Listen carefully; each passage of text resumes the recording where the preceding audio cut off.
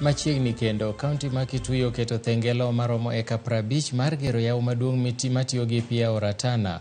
Lobno ibiro ti godo kod midusa kod jotije magero yawono mabiro konyo jodak ma kaontis ma Kitui, Embu kod Tharaka.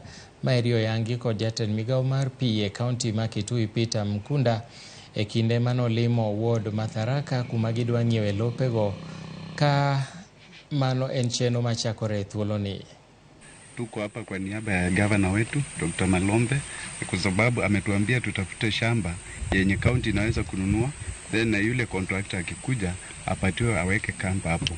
Baada ya contractor kutumia hiyo land miaka kama ni 10, hiyo land itaweza kuwekwa kama ni public institution, tunaweza weka college ama kitu kama hiyo. Nataka kushukuru watu wetu pia sababu wametuonyesha wako na mashamba mingi na pia wako tayari kushirikiana na county, ndio tutafutie hiyo contractor mahali anaweza set up camp.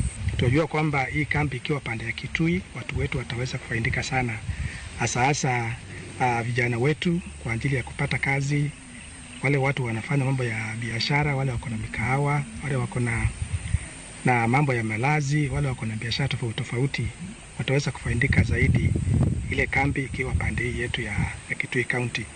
Ile advantage ambayo tunapata kutokana na hili ni kwamba kuna watu zaidi ya 2,000 ambao watapiga kambi hapa, na watu zaidi ya 2,000 wakipiga kambi katika eneo letu la Kitui, inamaanisha itakuwa ni kitega uchumi kikubwa sana kwa watu wa eneo hili.